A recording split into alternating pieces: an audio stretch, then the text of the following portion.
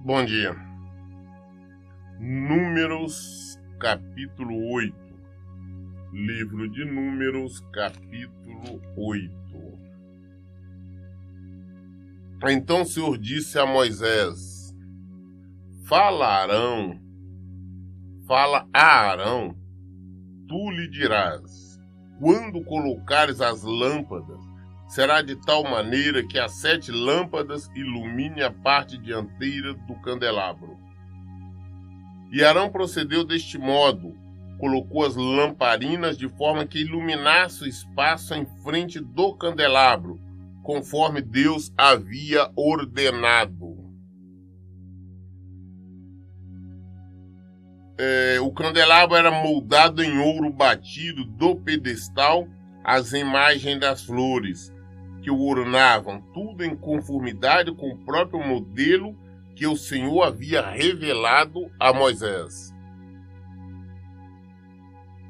A consagração dos levitas, Deus falou a Moisés e disse: toma os levitas do meio dos filhos de Israel e os purifica. Com a intenção de purificá-los, procederás do seguinte modo: borrifarás sobre eles a água da purificação. Eles também deverão rapar todo o corpo e lavar suas roupas, assim ficarão purificados. Em seguida, tomarão um novilho juntamente com a oferta de manjares, preparada com a melhor farinha de trigo amassada com azeite, e tu tomarás um segundo novilho para o sacrifício, para tirar os pecados. Fará os levitas se aproximarem diante da tenda do encontro, reunirás toda a comunidade dos filhos de Israel. Quando, pois, tiverdes feito os levitas se aproximarem diante do Senhor, os filhos de Israel imporão as mãos sobre eles. E em seguida, Arão, fazendo o gesto ritual de apresentação perante Deus, separarás os levitas para mim, como uma oferta especial dos israelitas. Serão assim pertencentes ao serviço do Senhor. Os levitas logo a seguir colocarão a mão sobre a cabeça dos novilhos. Com um dos animais tu farás um sacrifício para tirar os pecados, e com outro uma oferta que será completamente queimada em holocausto, com o objetivo de purificar os próprios levitas. Havendo colocado os levitas diante de Arão e seus filhos, tu os oferecerás ao Senhor, com gesto ritual de apresentação. Desse modo, separarás o levita do meio dos demais israelitas, a fim de que sejam absolutamente consagrados a mim. Sendo assim, logo após haver de separar e purificado os levitas, eis que eles estarão preparados para trabalhar para mim, na tenda do encontro. Eles são os filhos de Israel que deverão ser inteiramente dedicados a mim. Eu separei para serem meus em lugar dos primogênitos do primeiro homem de cada mulher israelita. Em verdade, a mim pertencem todos os primogênitos dos filhos de Israel, homem ou animal. Eu os consagrei a mim mesmo, desde o dia em que feri todos os primogênitos da terra do Egito. Agora, em lugar de todos os primogênitos dos israelitas, tomei os levitas. Entrego os levitas a Arão e a seus descendentes como dádiva dentre todos os filhos de Israel, a fim de servirem na tenda do encontro em benefício do povo de Israel, ministrando em nome de todos os israelitas os atos de propiciação, para que nenhuma praga atinja o povo quando se aproximar do santuário.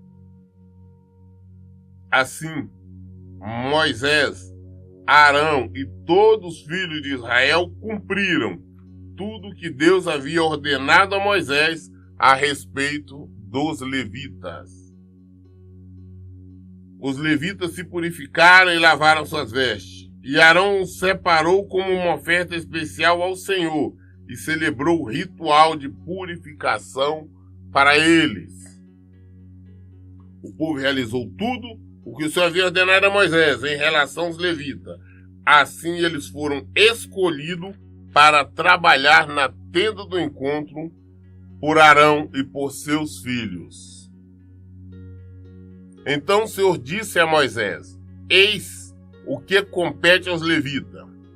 A partir da idade de 25 anos, o levita deverá prestar serviço, ocupando-se de uma função na tenda do encontro. A partir de 50 anos, não estará mais obrigado a este ministério.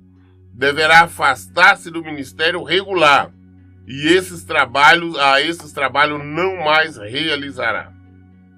Poderá ajudar seus companheiros de ofício nas responsabilidades de zelar pela tenda do encontro. Entretanto, ele mesmo estará isento de todo esse trabalho. Desse modo, portanto, designará todas as responsabilidades e tarefas ministeriais dos levitas. O Senhor está dando as ordens com referência à consagração dos levitas, trabalhos que teriam que fazer, e mostrando a eles que a obrigação dos levitas, que é todos da tribo de Levi, para trabalhar tomando conta do tabernáculo, da tenda do encontro, era a partir dos 25 anos de idade, deveriam trabalhar no ministério até os 50 anos de idade. Depois de 50 anos, eles já teriam que se afastar, não estaria mais incumbido de estar trabalhando na tenda do encontro. Números, capítulo 9. No primeiro mês do segundo ano, depois da libertação do povo de Israel do Egito, Deus falou a Moisés no deserto de Sinai e lhe disse: celebra os filhos de Israel a Páscoa no tempo determinado. No dia 14 desse mês, no Crespo, as celebrareis sempre na ocasião própria. Celebrá-las eis de acordo com todos os estatutos e normas a ela referentes. Sendo assim, Moisés mandou que os israelitas comemorassem a Páscoa. E eles passaram a comemorá-la no dia 14 do primeiro mês, ao pôr do sol no deserto do Sinai. Os israelitas fizeram tudo o que o Senhor havia ordenado a Moisés. Contudo, algumas pessoas tornaram-se impuras quando tocaram um cadáver, e por isso não puderam comemorar a Páscoa naquele dia. Entretanto, essas pessoas recorreram a Moisés e Arão e os consultaram. Estamos impuros devido a termos tocado no morto, porque seremos excluídos e privados de fazer a oferenda de Deus no tempo estipulado junto aos demais filhos de Israel. Segurou-lhe Moisés: aguardai para que eu saiba o que Deus ordena a vosso respeito. Então o Senhor falou a Moisés e ordenou: fala aos filhos de Israel, diz-lhe: se alguém do meio de vós ou dos vossos descendentes se achar impuro devido ao contato com o morto, ou estiver numa longa viagem, celebrará ainda assim a Páscoa, de Deus. No segundo mês, aos 14 dias deste mês, ao cair da tarde, a celebrarão com pães não fermentados e ervas amargas, comerão o cordeiro do sacrifício. Não deverá restar dela nada para o dia seguinte, nem se lhe quebrará osso algum. Segundo todo o ritual da Páscoa celebrarão.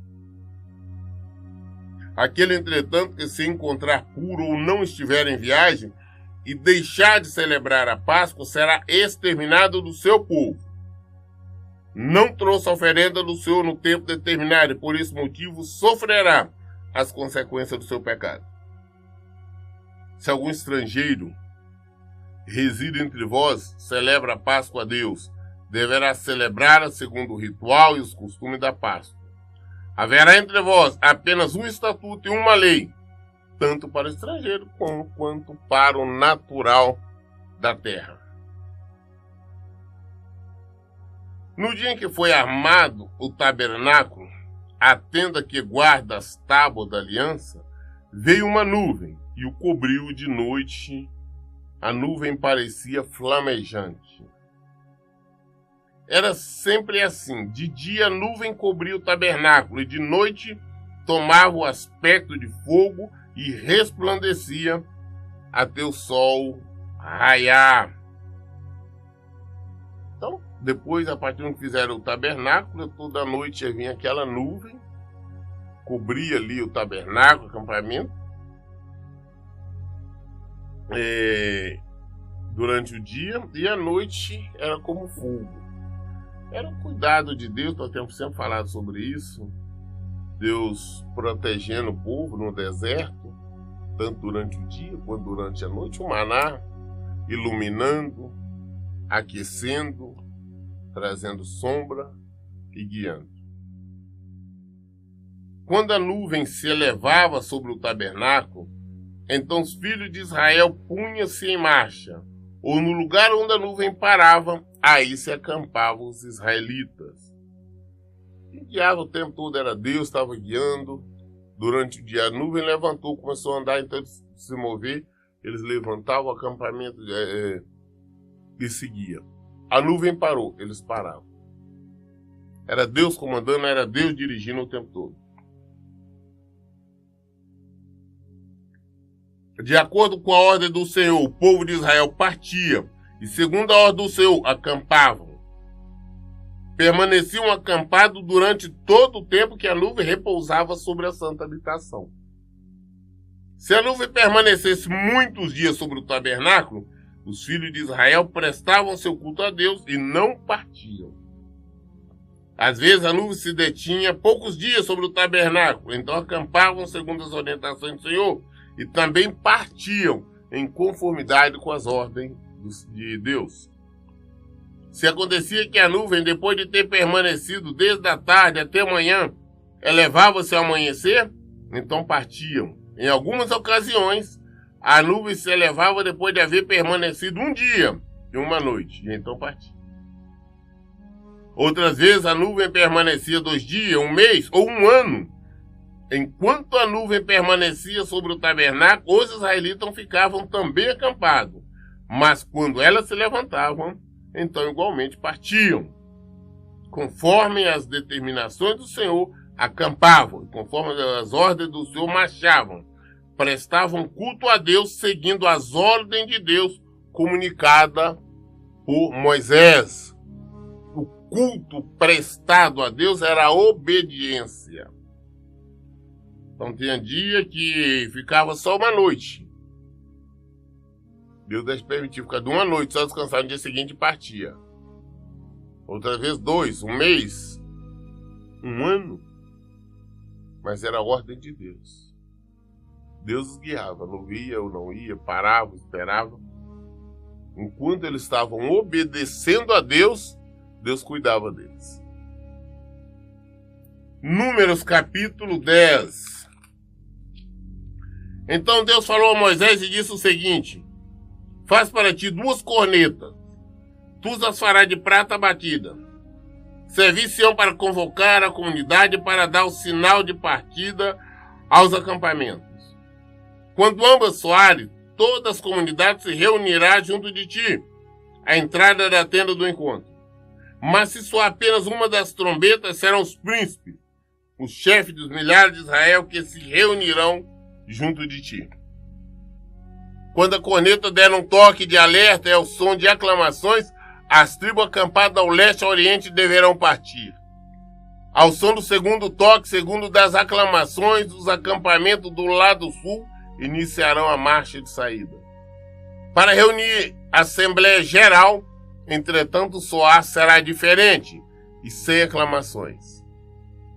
Os filhos de Arão, sacerdotes, tocarão as cornetas. Isso será para vós e para vossos descendentes um estatuto perpétuo. Quando em vossa terra tiveres de partir para a guerra contra o inimigo que vos oprime, tocareis as trombetas com fragor e aclamações.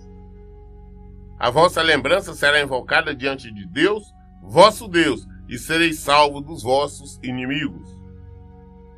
nos vossos dias de festa, na solenidade fixa, e no primeiro dia de cada mês devereis igualmente tocar tais cornetas, por ocasião dos vossos holocaustos e das vossas ofertas de comunhão em paz. E elas vos servirão de memorial em vosso benefício diante de Deus. Eu sou o Senhor vosso Deus. No 20º dia do segundo mês do segundo ano, a nuvem se levantou de sobre o tabernáculo e do que abrigavam as tábuas da aliança. Nesse dia os filhos de Israel começaram a marchar, partindo assim do deserto do Sinai, e viajaram por etapas, até que a nuvem estacionou sobre o deserto de Parã. Assim partiram pela primeira vez de acordo com as determinações do Senhor, transmitidas por Moisés. Primeiro saíram os que seguiam a bandeira da tribo de Judá, grupo por grupo, comandado por Naasson, filho de Aminadab. Natanael, filho de Zoar, comandava os exércitos da tribo de Isacar. E Eliabe, filho de Elon, chefiava os exércitos da tribo de Zebulon. Então o tabernáculo foi desarmado e os levitas, filho de Gerson e filho de Merari, partiram, transportando a santa habitação. Partiu em seguida o estandarte do acampamento dos filhos de Rubem, segundo seus esquadrões. À frente do seu grupo, do seu contingente, estava Elisur, filho de Sedeur. À frente do contingente da tribo dos filhos de Simeão, de acordo com seus exércitos, estava Selumiel, filho de Jurissadai. À frente do continente da tribo dos filhos de Gade, segundo seus esquadrões, estava Eliasaf, filho de Deuel. Então partiram os levitas do grupo da família de Coate, carregando os objetos sagrados. E quando chegaram ao outro acampamento, o tabernáculo já estava completamente armado. Os exércitos do acampamento de Efraim saíram em seguida, junto à sua bandeira. Elisama, filho de Amiúde, estava no comando. Gamaliel, filho de Pedazur, comandava os exércitos da tribo de Manassés. E Abida, filho de Gideone, os esquadrões da tribo de Benjamim. Finalmente partiu na retaguarda de todos os acampamentos o estandarte do acampamento dos filhos de Dan, segundo seus exércitos. À frente do seu continente estava Ieser, filho de Amissadai. Paigiel, filho de Ocrã, comandava os exércitos da tribo de Aser. Iaira, filho de Enã, a divisão da tribo de Naphtali. Esta era a ordem que os exércitos israelitas seguiam sempre que se colocavam em marcha. Então Moisés disse a Obabe, filho do medianita Reuel, sogro de Moisés: eis que estamos de partida para o lugar a respeito do qual disse Deus, eu vou-lo darei. Vem, portanto, conosco também e repartiremos contigo tudo de bom que conquistarmos, pois o Senhor prometeu boas dádivas a Israel.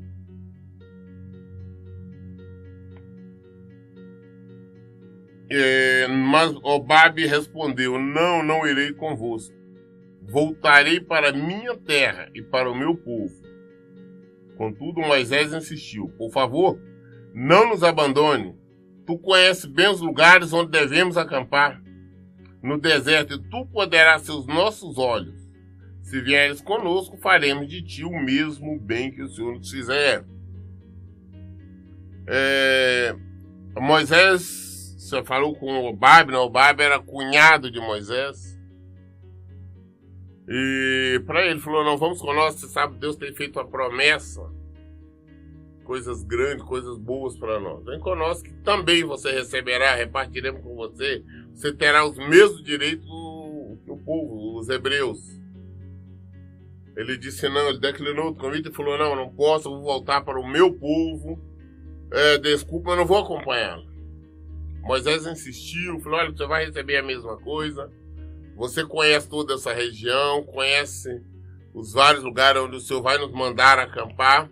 Você pode ser nossos olhos, verificar, nos orientar sobre tudo isso, a região que você bem conhece. Se você vier conosco, você vai ser agraciado. E assim os filhos de Israel partiram do Sinai, o monte de Deus, o monte do Senhor, e caminharam durante 3 dias. A arca da aliança de Deus foi à frente deles durante aqueles 3 dias de marcha, a fim de indicar o lugar de descanso. Durante o dia, a nuvem de Deus pairava acima deles sempre que partiam do acampamento. Todas as vezes que a arca partia, Moisés orava: ó Deus, ó Senhor, levanta-te e dispersa os teus inimigos, que fujam da tua frente os que te odeiam. E sempre que a arca parava, Moisés proclamava: repousa entre nós, ó Senhor eterno, fica com os incontáveis milhares de famílias do povo de Israel. Ia começar a jornada, a caminhada, Moisés orava ao Senhor. Iam parar, Moisés orava ao Senhor. Números capítulo 11. E aconteceu que, por estarem passando por muitas dificuldades, os israelitas começaram a se queixar a Deus. Assim que o Senhor ouviu suas reclamações, ficou irado e fez cair fogo sobre eles. O fogo ardeu de súbito entre eles e destruiu uma ponta do acampamento. No deserto, começaram a passar algumas dificuldades, começaram a reclamar, se queixar, lamentar a Deus. Nós sabemos que não devemos estar queixando, não importa a situação que nós estejamos passando, nós temos que ter consciência que Deus está vendo. Nós sabemos que não acontece absolutamente nada em nossas vidas se não for vontade, o querer, o desejo de Deus. Qualquer coisa que estiver acontecendo, temos que lamentar, não, vamos buscar a solução, vamos apresentar ao Senhor, vamos orar, vamos clamar, mas vamos evitar de reclamar, porque toda reclamação, toda insatisfação nossa é reclamação direta contra Deus, é tentando mostrar que Ele é incapaz de cuidar de nós, acusar de ser irresponsável. Ele não gosta disso. Aconteceu que nesse caso o povo fizeram, ele consumiu uma boa parte do acampamento. Em seguida o povo clamou pedindo socorro a Moisés, que orou a Deus, e o fogo se extinguiu. Por esse motivo aquele lugar passou a ser chamado de Taberá, porque o fogo da parte do Senhor queimou entre eles. Reclamaram, então o fogo santo Deus veio destruir vários. Quando eles viram estar sendo destruídos, eles clamaram a Deus, clamaram a Moisés, não, ora, intercede, pede Deus para parar. E Moisés assim foi e clamou ao Senhor e ele parou. Um bando de estrangeiros que havia no meio do povo de Israel encheu-se de cobiça e gula. E até os próprios israelitas tornaram-se a reclamar, murmurando: quem nos dará carne para comer? E quando o povo saiu do Egito, não foi só os hebreus, não. Tinha outros povos que lá estavam habitando, aproveitaram e saíram todo mundo junto com os hebreus. Agora este povo que estava ali inflamaram e começaram a reclamar e induziram então grande parte dos hebreus também a reclamar de Deus. Falaram: Senhor, mas quem é que vai nos dar carne para comer? Nós estamos nesse deserto, então queremos comer carne. Estão comendo só esses banais, esse negócio que todo dia mandam, queremos carne. Queremos alimentação diferenciada. Reclamando contra Deus. E eles continuam falando: nós nos lembramos do peixe que comíamos por um nada no Egito, dos pepinos, dos melões, das verduras, das cebolas e dos alhos. Agora vocês estão nos definhando, privados de tudo. Nossos olhos nada vê, senão este maná E o maná era como uma semente de coentro e tinha aparência de resina. E o povo se espalhava pelo arraial para recolhê-lo, e o triturava no moinho manual ou socava em um pilão. Depois cozinhava o maná e com ele fazia bolos. Tinha gosto de bolo amassado com azeite de oliva. Quando o orvalho caía sobre o acampamento durante a noite, caía também o maná. Então o povo todo dia à noite recebia o maná, que Deus enviava o maná, aquele alimento. Mas o povo começou a lamentar. Falou, não, peraí, quando nós estávamos lá no Egito, nós éramos escravos, mas todo dia tinha nossa alimentação. Tinha pepino, tinha cebola, tinha legumes, tinha carne, tinha peixe. E agora nós estamos aqui nesse deserto, não tem nada, nós estamos vendo nada. A única coisa que nós estamos vendo é esse maná, nós estamos cansados desse maná. Reclamaram, revoltaram contra o Senhor. Não importa o que esteja acontecendo, nós não podemos estar nos queixando, reclamando contra o Senhor. Eles deveriam ter consciência que eles estavam em pleno deserto e Deus os estava sustentando. E não começar a fazer exigências, que nós gostamos de fazer exigências, como se nós pudéssemos alguma coisa. Moisés ouviu o povo chorar a cada família à entrada da sua tenda. A ira de Deus se inflamou com grande ardor. Moisés sentiu-se profundamente desgostoso e questionou o Senhor: por que faz mal a teu servo? Por que não achei graça a teus olhos, visto que me impuseste o encargo de todo este povo? Fui eu, porventura, que concebi todo este povo? Fui eu que dei a luz para que me digas, carrego em teus braços como uma ama que aconchega e conduz um recém-nascido a fim de levá-lo à terra que prometeste sob juramento a teus antepassados? Onde poderei eu conseguir carne para dar a todo este povo? Eles insistem em suas queixas contra mim, chorando e exclamando, dá-nos carne para comer? Não posso eu sozinho conduzir toda esta multidão de pessoas. Essa é uma responsabilidade muito além das minhas forças.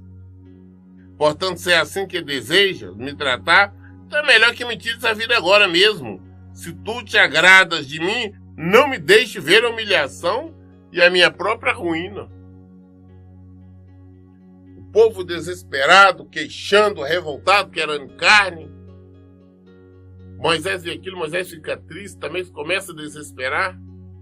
E vai falar com Deus, fala, Senhor, vem cá, por que o Senhor está com raiva de mim? O Senhor me obrigou a estar trazendo esse povo, guiando esse povo. Eu não queria, você sabe disso? Esse povo rebelde? Quem sou eu? Olha a revolta deles, querendo carne. Onde que eu posso arrumar carne para dar para todo esse povo? Será que foi eu que fiz esse povo? Eu que pari, eu que dei a luz a esse monte de gente? Para me ter que cuidar, embalar todos eles? Agora estão querendo carne. Eles se revoltam. O que eu posso fazer? Mas se o Senhor está querendo me tratar dessa maneira, me impondo essa responsabilidade, sem eu ter controle de fazer nada, que tire então minha vida. É isso que Moisés está dizendo.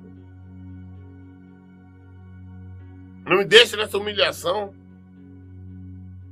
Porque todo aquele povo reclamando, em todo o tempo reclamavam, em tudo achava ruim, em tudo estava pedindo, e tudo isso sobrecarregava Moisés, que era o líder dele.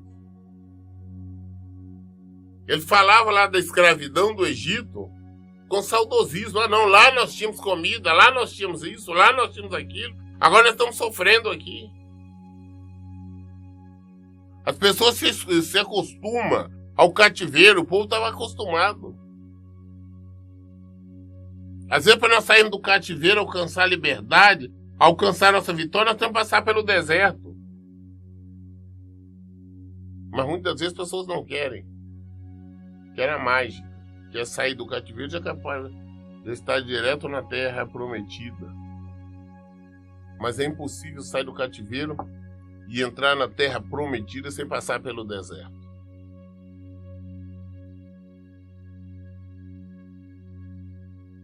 Ele disse, Moisés, ele falou, não, eu sozinho não tenho condições mais de levar esse povo. É muito peso, é um fardo muito grande para mim. Eu não tenho condições. Me ajuda, apresenta a solução, então tira a minha vida. Moisés também falou muita bobagem, em algumas vezes. E nós vamos ver também que nem mesmo Moisés entrou na Terra Prometida. Bom, nós lemos hoje aqui até o capítulo 11. Melhor, estamos no 11 ainda, até o versículo 15. Amanhã nós vamos dar continuidade ao mesmo capítulo 11 de Números, do livro de Números, a partir do versículo 16. Vou ler Mateus 15. As respostas, todo o esclarecimento que nós queremos, que nós precisamos, está na Bíblia. Por isso, em todo tempo, eu digo, leiam e pratiquem a Bíblia. Que Deus abençoe. Tenha um bom dia.